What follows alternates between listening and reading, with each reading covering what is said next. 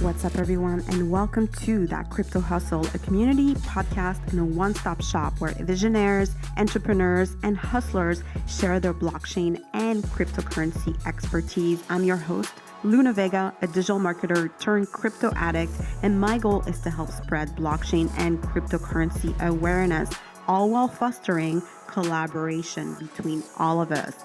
If you dig the show, make sure to give us a review on iTunes, all while following us on Instagram, YouTube, and or Twitter. Let's do this. Hey guys, Luna here, and welcome to another episode of That Crypto Hustle podcast. So today's episode, extremely excited. I've invited Chris Eberle, who's the Chief Operating Officer at Swarm, also a former Facebook Head of Media Partner Services. So in 2019, the blockchain industry is all about their security tokens. So many believe it's for the best, as security tokens are actual financial securities. So meaning your tokens are backed by something tangible like the assets, profits, or revenue of the company. But they're more expensive to set up and, most importantly, more complex from a legal aspect, which is why I invited Chris so we can discuss how we can still push innovation in a highly regulated security token offering blockchain environment. How's it going, Chris? Good. Thanks for having me on. Yeah, excited to have you here. So, my first question that I'm sure you've been asked multiple times, coming from Facebook, what has spiked your interest in blockchain technology? I'd love to hear how you got into the space. Yeah, sure. Yeah, it definitely has been quite a shift. It's been nearly 2 years since I left Facebook and jumped sort of all in on blockchain, as it were. And in addition to that, just being a wild 2 years for Facebook itself, certainly a wild time for crypto. For me, it's really about learning. It's about going places where I can work with good people and be learning and be challenged every day. And I got a healthy dose of that in my time at Facebook, particularly when I first joined, and it was a smaller company. But jumping into blockchain was this way for me to take a passion for emerging tech and then jump into this crazy space, which, as you know, is filled with opportunities every day to learn. So I think I've learned more in the last 2 years than in maybe the 10 before that, which is saying something. I can so relate, especially because I come from a digital marketing background, and I'm having to learn so much about the financial space, which, having worked on some fintech projects in the past, like as a consultant, I knew some, but it's definitely, I feel like I'm going to business school on a daily basis, which is great. And I wish I would have paid more attention in college. So I guess the next question is, how did you get involved with Swarm? So Philip Piper, who's one of the founders and the CEO of Swarm, I've actually known for almost 10 years. We met because our kids went to the same nursery school, a parents' nursery school in Palo Alto, California, which is this awesome cooperative nursery school where a bunch of hippie parents get together with their kids, and everybody collaborates in a community to help raise our kids the right way, as best we can, social and emotional development, that kind of stuff. And so we met in that context, nothing to do with work. We met as parents, as like-minded parents. And it was later that we realized that we had worked in the same general space. We were both working in advertising technology and ad tech at the time. Yeah. And then later we ended up at two companies that were working together and just hit it off. And I think we always knew that we had like-minded views about how business should work, how organizations should be built, and just kind of, ideas of how we could chip away at problems the world has. So when I connected with Philip at the time that I was looking to leave Facebook, he was launching Swarm and was looking for people to get involved. So I joined first just part-time, just as a hands-on advisor, helping out actually with marketing and comms, and then just got sucked in, which I like to say I both thank and blame Philip for every day.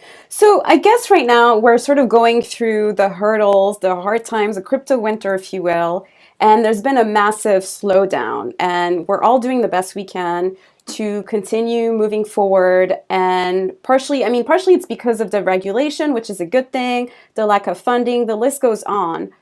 But how can blockchain startups continue and build innovation, especially in the current ecosystem that we're in? What are some of the things that you recommend? And not necessarily just for security token, but just for any sort of blockchain company out there. Yeah, I think I think and this certainly relates to why we're building what we're building at Swarm, but I think it's about finding places to collaborate with other teams of good people trying to do good things. And what I mean by that is, there are entire stacks to be built in all the different areas where we're trying to solve problems, and everybody's got one area of the stack that they prioritize over others. And I think where, maybe a year ago it was like more, oh, we're all going to build all of these things ourselves and sort of go run more independently. The collaborative spirit that this sort of tougher time in the market drives is actually the kind of thing that got, I think, many of us into the Bitcoin and blockchain space to begin with. It's the idea of, systems that many people can contribute to that can bring more value for everybody instead of just a small centralized entity. And I think if we start looking at our projects the way that the ecosystem itself was designed, that brought us all together, we can do much more. I know that's sort of a philosophical answer to your question, but to make it more tactical, it's like, find people who are solving some of the same kinds of problems that you are, and put your heads together on how you could work together. I can't name the company yet, but I did a call with the CEO of another company in this sort of space, the security token space that comes up as a competitor to Swarm the other day. One, it was just awesome, as we were like-minded people in the way we think about the world and what we're trying to do. But we really quickly found an area where, like, our focus around token issuance and making that free fits in really well with something that his organization is doing, let's say, further into the life cycle of the security token, and we're going to work together on it. And I think awesome. Having these kinds of conversations, building common language, common ground, and building on common open systems, I think can help us all do more, like smarter, better, faster. So how does Swarm, for individuals who don't know, come into the picture in the blockchain industry? So we describe ourselves as open infrastructure for digital securities. And I like to say we're focused on the decidedly not sexy, but very needed guts to make all of this stuff work. So I think you described well the notion of security tokens and tokenized assets as you kicked off the show. We provide two pieces that make that world work, or that are necessary to make that world work. One is on issuing these things, so creating the tokens in the first place and offering a place for folks to actually raise capital against the assets that they are tokenizing. And then the other in the, let's call it the liquidity, tradability, transferability side of it. So we provide the underlying guts that can facilitate a compliant transfer of one of these things from one person to another. So we're sort of sitting there underneath for others to come build. And as would you describe Swarm like a platform which enable any blockchain startup, essentially STO specifically, to be able to tap into your network and leverage some of the features you guys currently have available to do fundraising? And what are some of the other components? Yeah, exactly. So whether it's a startup that's actually looking to raise capital and wants to do that through a raise with a security token, either as a alternative to or a complement to a traditional equity raise, they, along with their legal counsel and other necessary parties, they can use our tech for free to bring that offering to market and to raise funds. And sorry, I think that the connection is lousy. Can you hear me okay? Yeah, it's a little off. I don't know what's going on. This is it's perhaps because you're hiding in the phone booth. There's just not enough. It is. All right, I just tried switching to cellular only. Let's see if there's a Wi-Fi thing. I love that we're like building blockchain technology, yet we're still having streaming issues, and it's 2019. Yeah. Can somebody come disrupt the shit out of this? I know, please come, make it happen. We need blockchain streaming internet solutions. This and Bluetooth. I wish somebody would find a better way. Most definitely. Okay, so sorry, you have extra editing work to do. So the way that startups can think about Swarm and how they can work with Swarm is in one of two ways. One, if they are looking to raise capital for their business, they can use our token issuance tech for free to create security tokens if they want to go that route, either as their vehicle to raise capital for their startup, or as a complement to a traditional equity raise, either tokenizing their equity, or as a supplemental channel to raise equity. And among the reasons that we made that free is because it takes a lot of other important component parts to bring something like that to market, in particular legal, right? Like, this stuff is not all built to get around regulations. It's built to comply with them in its simplest way. And so we provide tools that, with the proper legal counsel, can be used to issue these things in a compliant way.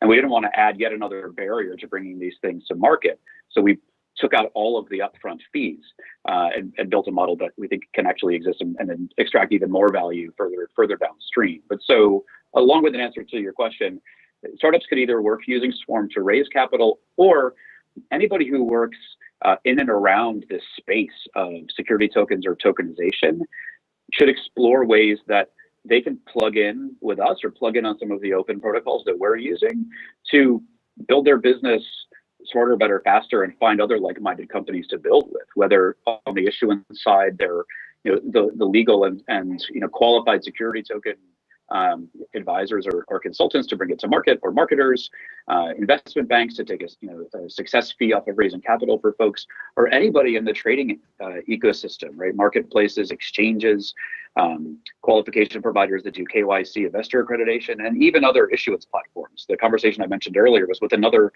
issuance platform who's actually going to plug in and work with us for some of the other services they bring. So making this stuff free and simple is part of the method to the madness of making it easier for people to sort of plug in and work together.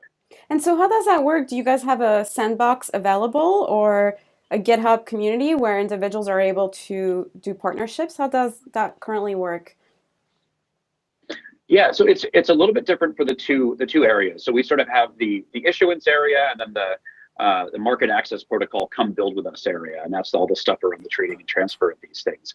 And that is the land of APIs and documentation and GitHub and all that stuff. And it's for developers that technically inclined, it's like, come geek out on our docs and come build with us. And for maybe the biz dev side of those businesses, reach out, visit our website, or shoot me a note, chris@swarm.fund, and let's talk about plugging in. But it really it's designed so that folks can just take it and build it into whatever they want to build. And then on the issuance side, we have a simple intake form to sort of get started on our website, and it's kind of similar. If you are a DIY type that has the skills or the in-house talent to go do this all yourself, like, you can, and it's free and it costs you nothing. Or if you want some help along the way, or you are a help provider along the way, then reach out to us and we can connect you with folks to get that stuff done. But really in an environment where we're not the middleman, we're not taking sort of referral fees or any of that kind of stuff. The tech is designed so it's more valuable the more that folks use it, versus us taking any kind of upfront tax on people using it. So when we had a conversation, you spoke to me about the fact that builders can pretty much come and build on top of the market access protocol. Can you explain a little bit more what that means? Yeah, sure.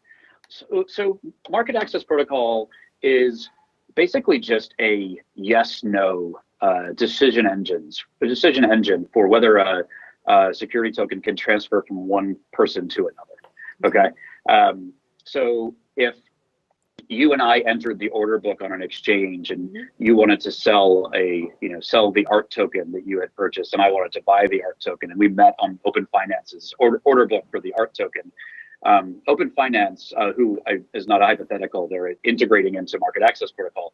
They would query map the Market Access Protocol and say, hey, can Luna and Chris make this exchange? Does this all work?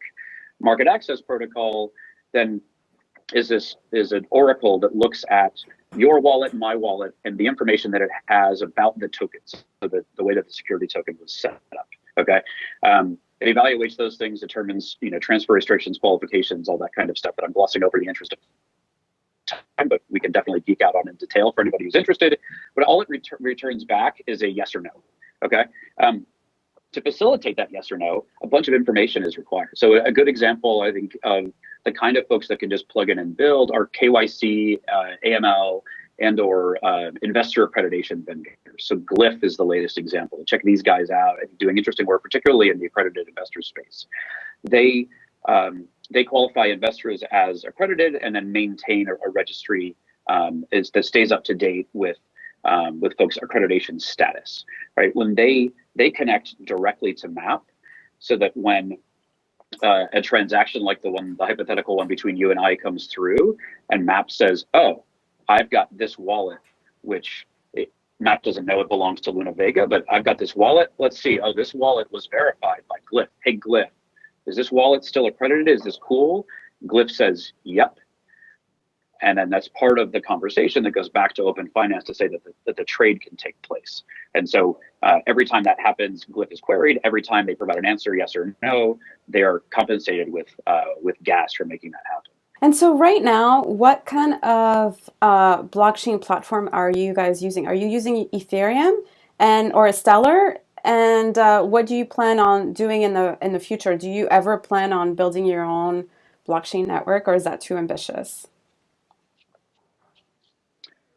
That's a really good question. So they've all been really good questions. Sorry, I hate when people say that. Good question. So we actually started by building our own blockchain. A year ago when we first launched Swarm, we launched our own blockchain, and it was a fork of the Stellar code base. So not a fork of Stellar, but we used the code base to build our own custom blockchain. And we learned a ton in doing that. And one of the things that we learned is sort of that now age old, or as age old as something can be in crypto, question of do you need a blockchain for that? And it turns out that you don't, or at least in this case that we, for the long run, didn't need and don't need our own proprietary blockchain. So we've actually moved away from the proprietary blockchain into a set of technologies that uses blockchains where they are best applicable, which is what we've sort of grown to appreciate as the value of the space is plug in blockchain technology where it can be best, and then plug in a certain blockchain in the places where that blockchain is best. So by default, security tokens that are issued on Swarm are issued on Ethereum. Ethereum is great for this, for these reference tokens that speak to our underlying tech to have things like transfer restrictions and things like that governed. So we use ERC20 by default, and we also use Ethereum for the Swarm token itself, because Ethereum is great at those kinds of low volume micropayments. But the design of the stuff that we've built is blockchain agnostic. So at the time that you create your security token, if you want to create it for Ethereum, choose Ethereum. If you want to create it for Stellar, choose Stellar. We're built to be compatible with both, and we're actually talking to a couple of the other sort of household name blockchain projects about providing this underlying security token infrastructure for free to theirs as well, to their blockchains as well. And it's the kind of thing where devs can come in and build, and we can work with them to enable these things as references. But you could see EOS-based security tokens on Swarm or Tron, or even something like Hedera Hashgraph. Right, that's a hypothetical, but the technology is built to support any of these kinds of things. Got it. So could you give us a real life example, potentially a project that you guys are currently working on that's currently using Swarm? Weren't you guys attending Art Basel this year? Wasn't there a project that's art related? Maybe we can talk about that to help people get a better understanding of how Swarm works. Yeah, great. So the art token is a token that launched on our technology Q4 of last year by a group out of Switzerland and Liechtenstein called Fine Art Digital. And these guys are long-standing or have a long history of a long track record of success in the area of art portfolio management and art investing. So for decades, literally, they've focused on post-war and contemporary art collection, growing their collection and seeing the value of that collection grow over time. And so they wanted to both tokenize one of their existing collections, and then also consider tokenization as a vehicle to raise more capital for their art funds. But for art token, I just want to stop you. Existing portfolio of art. And I just want to stop you. Yeah. By tokenizing, you mean that, for instance, and I'll just give a plain example, if I want to own a Van Gogh, we can all split it amongst different users. Is that what you mean? Different users can have access to the Van Gogh. Yeah. Mm-hmm. That's right. That's right. In this case, it's a portfolio, so it's a whole bunch of art in literally in a warehouse in Switzerland. And tokenizing it just means exactly that. For all of the investors that come in, each now own their right to a little piece of that portfolio. And sort of, I think it's both a novel feature, but one that helps folks kind of wrap their head around this. Included in the ownership of your fractional share of this portfolio is you can literally go to the warehouse in Switzerland and visit your art, visit the art that you own a piece of. Or if you own a big enough piece of the portfolio and one day if you look to cash out, you can cash out and actually receive the art rather than as an alternative to sort of trading the share to somebody else. So it's one of the sort of early use cases that that we've seen in the space of somebody actually doing this. They actually had a portfolio of art. They started a security token raise against it, which is just to your point, just facilitating owning little pieces of this. The sale is actually still ongoing. I can't tell you if I think it is a good investment or not because I'm not an investment advisor, but I can tell you that they did exceed their minimum funding target for the sale, and they've raised over $16 million. So there's significant money that's come in to this space, in something like the art token, and now that's it's a piece of the security token ecosystem. So I'm going to be devil's advocate just because I like to be, but using and I think that's kind of what we're going through with blockchain right now. So the whole concept of having cryptocurrencies was to be able to have peer-to-peer connections and being able to do transactions amongst one another. So obviously when we're using Swarm or other platforms out there, we're including a third party, which is kind of what we're ideally trying to get away from, right? So and I understand obviously why we're using third parties, especially in the early stages, but do you think there might be a push later down the line to kind of avoid third parties, and perhaps why do you think third parties are necessary right now? I mean, I'd love to just hear your point of view. Yeah. Can you hear me okay? I Yes. heard your question. Yes. It got a little robot-y. Okay, cool. So yeah, it's a struggle, and especially on a personal level. It's like coming into this space and getting excited about decentralization and the privacy and autonomy benefits of using all this stuff, right? And then so many of us running towards how we can have all these verified transactions and be sort of proactively compliant and all these kind of things. It's sort of a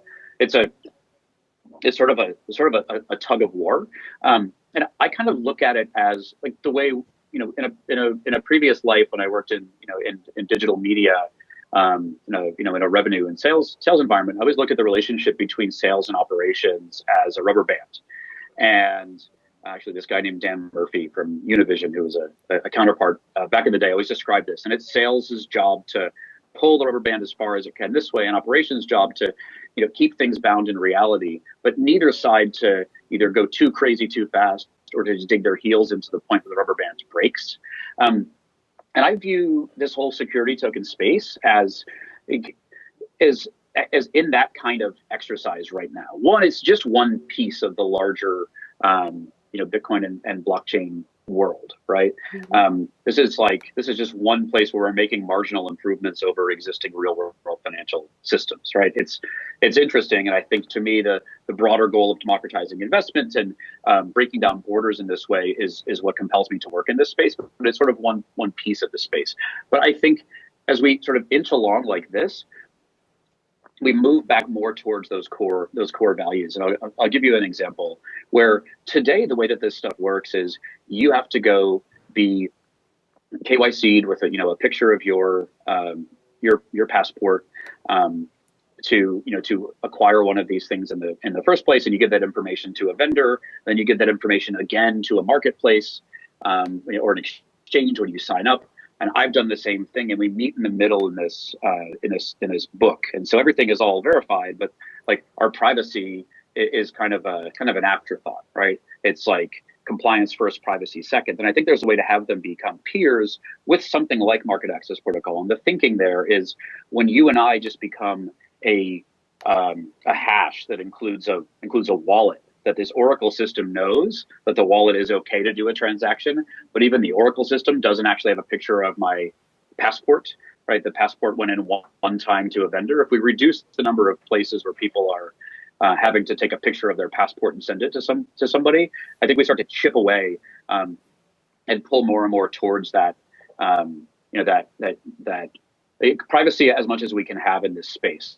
But at the same time, to your question, like to do these things, to do these transactions in a compliant way, like it does require some middle service. I would just like to see that become as anonymized, and automated as possible, so that we get further and further away from humans or like for-profit centralized companies owning all of this data. At least give you sovereignty over your data, and the peace of mind of knowing that it's a system that's not controlled by one entity. So it's keeping some of those same core tenets while still dealing with the necessity of having some sort of a middleman kind of process at least. Yeah, no, most definitely. I think that's going to be a question that we're going to have to continue answering throughout the process. And yeah, because I mean, and cybersecurity is going to be increasingly important as we sort of figure it out. So, I mean, I'd love to know, sort of as a next question, what your personal view is of security token versus initial coin offering, and how do you think it might help or not help the industry in general? And I mean, I understand they're kind of like two different products; they're not necessarily the same thing, but I think what's really interesting is that in the media right now, there's this really big push, essentially just like encouraging people to build security token, but it might not necessarily be viable for all blockchain startups out there. And I understand why there's so much negative press around initial coin offerings. But I mean, in itself, from what I've read, they're intrinsically different things, correct? Yeah, that's right. I mean, I this whole like ICOs did so much damage to the To the space, space, right? yeah. And they also yeah, and they also funded a lot of things, but I think the bad outweighed the good. And even the word token sort of has a stigma associated with it, right? And when we start talking to folks about working in security tokens, it's like, but what about all those illegal security offerings and all that kind of stuff, right? Yeah. And so it's kind of a mess that, and we put ourselves in it as an industry, but it's kind of a mess that I think it's a multi-knotted thing that we're in the process of untying here. I would break it down like this. First, to your point, like issuing a security token is definitely not the thing that everybody should be going and doing. It is not like, it should not be the de facto way for people to go raise capital for a brand new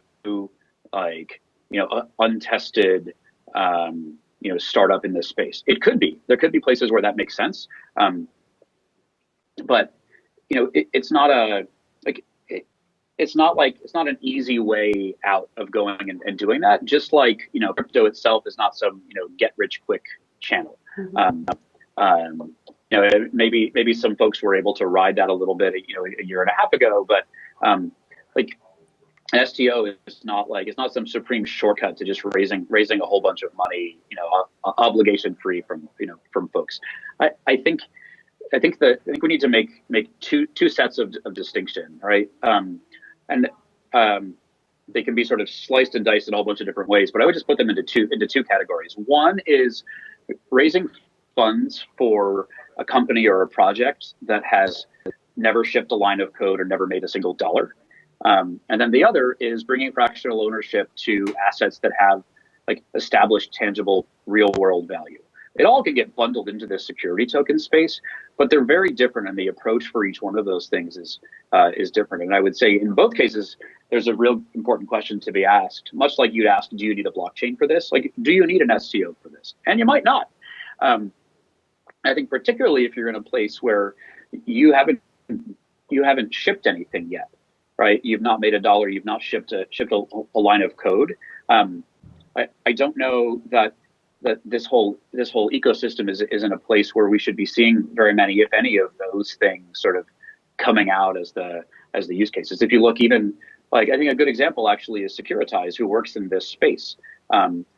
Very early into what they're offering, they did a Series A, a traditional Series A, to raise money, and they're in the space. Like, some would argue that they should be eating their own dog food. I think it makes good sense what they did, and they took money from folks in the ecosystem, Ripple and Coinbase, who can actually help make it bigger, because the reality of what they've shipped is very similar to what we've shipped in concept, in that very little of the tech is existing and proven, and the money that's been raised on these things is just a rounding error compared to the the industries that we're disrupting.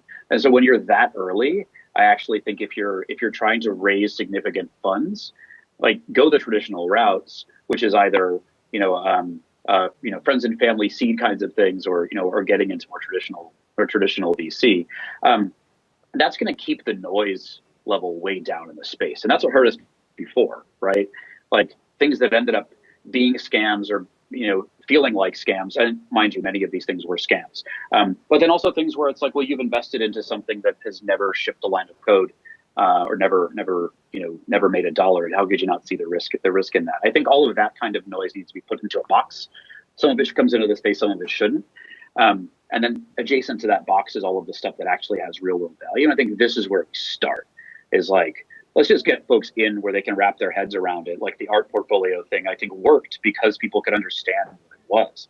They didn't have to take a whole bunch of mental leaps to sort of get into where they should get into the space. And there's a big misconception, and I've read this in numerous places, that because we are in such a high regulated environment, it slowed things down from an innovation perspective. However, you're absolutely right. What we're seeing is we're probably seeing better quality projects that we were about a year and a half ago. So how does sort of Swarm fit into this picture? I know that part of it is sort of helping the process and whitelisting you, if you will, to be able to create a security token. But what are some of the things that you guys are doing for the community to kind of help innovation? Well, I think there's sorry, my phone is getting messages from people who are watching this and struggling with our audio issues. So, thankful for their viewership, and sorry for the technical difficulties. Technology. I should have D&D'd my phone. Sorry. So fostering innovation, and I think fostering community are sort of distinct but related things in this space. And the way we look at this, there's a couple of things. One, this whole notion of come build with us. We think providing a compliance layer is necessary, right? We talked about this in this conversation, sort of navigating this stuff and being a rubber band, and providing an open compliance layer in MAP, something that we can all build upon. We think helps folks be able to focus in on the area of this ecosystem that is their priority, right? We focused in on this one area of the stack because we believe nobody's going to stand up an end-to-end solution that's truly there and functioning and scalable anytime soon. So let's focus in on our pieces, right? And we think this piece can help others in the community build on top, whether it's because they can access tokenization for free or plug in really simply into MAP. The other side of it is actually something we haven't talked about in this conversation yet, but is Swarm masternodes. And part of the reason that we can forego any upfront fees is because we believe the value exchange actually should happen much further in the process, right? If everyone believes that security tokens are going to be this huge thing and trillions of dollars are coming into the space, then why put all these, hundreds of thousands of dollars of upfront barriers to entering the space? Let's put our money where our mouth is and say, okay, now we'll get paid as these things start to trade, because there should be tons of these things trading all the time, right? And every single time a security token trades on market access protocol, the master node that facilitated that transaction, that yes/no answer that we talked about, gets paid for that transaction. And these are community owned. Like, we have a fantastic community on Telegram. There's actually a Swarm masternodes Telegram community of just the people who have staked for masternodes and are helping us bring this decentralized tech to life. And we have learned a ton from them, but it's also just awesome to see. There's over 200 of these things that are staked now, all by community members that are they're not employees of Swarm. They're not on the payroll. They're people who are invested into the project in one way or another, that are building this ecosystem and actually stands to benefit from the value exchange every single time these things are traded. And that's the kind of stuff that got me into the space, that got other folks in the Swarm team into the space. Is like, how can we do that? How can we scale this thing with a whole bunch of people, many of whom we don't even know, we'll never even meet, we may not ever even talk to, but we know we're all part of building this thing and making this all tick.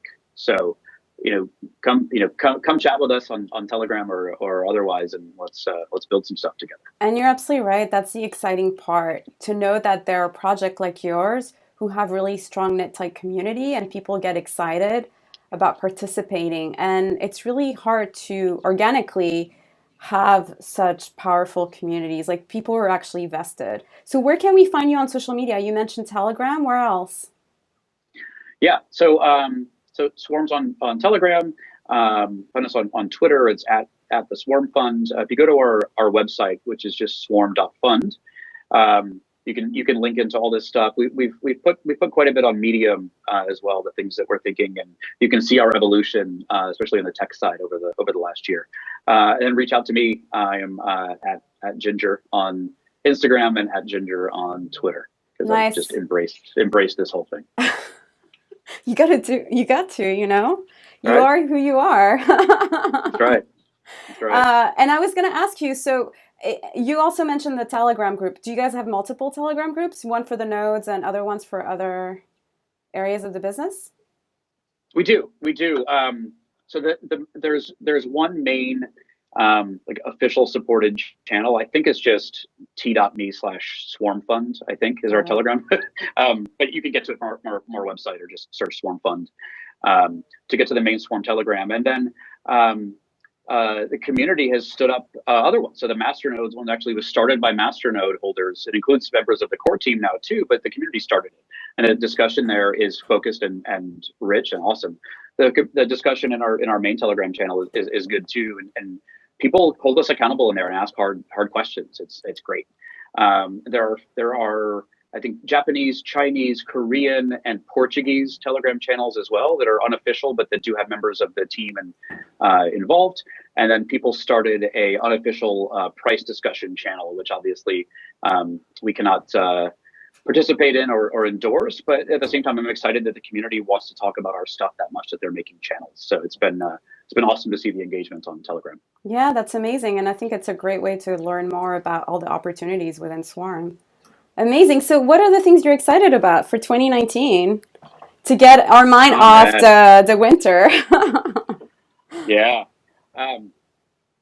Crypto winter is brutal. Let me give you a non-Swarm thing that I'm excited about for 2019. I tweeted about this morning. The work that Abra, ABRA, and Celsius and Nexo, and those are others in this space as well. But the things that these guys are doing to give folks a place to put their Bitcoin to work, whether it's in they call them crypto loans, but it's really a way to, you can put your Bitcoin in there, preserve your upside potential, hedge against your downside risk by pulling out some money in fiat, and or this, Abra announced about being able to use Bitcoin to invest directly into stocks. I think these sorts of, real world use cases, one is, it's exciting because you can see more and more people actually using the stuff and driving us towards mass adoption. But it also, I haven't actually sold a Bitcoin in a very long time, thanks in part to Nexo, right? Tools like these encourage and help you benefit from holding. Yes. And I think the more of this stuff that comes in place, the less selling I can see happen, and really the more people can put this stuff to work. And that's just one sliver of the potential use cases of Bitcoin. You're absolutely right. I think one of the big hurdles that we have to figure out is, in order to drive mass adoption, is having real use cases that individuals understand, like the art project, like gaming. CryptoKitties was a perfect example of the following. And gaming probably will help increasingly with mass adoption, but having as many projects as possible. And it's interesting because also you're absolutely right, the trading aspect, individuals do want to make money, and even though it's a very volatile industry by all means, there's a lot of opportunities and things to play around if you're not so risk averse, and hopefully this will help as far as mass adoption. Yeah, I'm excited. I think so. Yeah. I would add quickly too. I am also genuinely excited about collaboration. And I mentioned earlier in this conversation about sort of some of the dynamics that drive collaboration. But when I think about this space, and the conversations we've had, especially in the last couple of months, with others in the space who are sort of either would be competitors or people who would certainly show up in a related area of a logo map, but like Securitize, I mentioned earlier in this podcast. We had Jamie here in the office a couple of weeks ago. Spent some time with them in Miami. Like good people doing interesting things. We talked to the folks from Ravencoin and Republic and Start Engine, T0, like a bunch of other people that like we're able to have real substantive conversations without like there's no posturing or tribalism or any of that kind of stuff. I'm sure that there are other projects that I'm not listing that we also have had cool conversations with, but like I'm very encouraged by the opportunity for collaborative spirit and folks that are really seeing this space as something that we can all build together. And, in a context where people are still making money, right? The idea is people can build businesses on top of or alongside these things, but doing that in a way that is still core to some of the values that brought us in, or core to the values that brought us into this space in the first place. Like, I feel like I'm hopeful that this is a year where that actually, comes to life in more and more ways in the work that we're doing. So I'm enthused by recent conversations with these, counterparts in the space. Definitely. Was it you that said the tourists have left? I think I read one of your tweets that said that.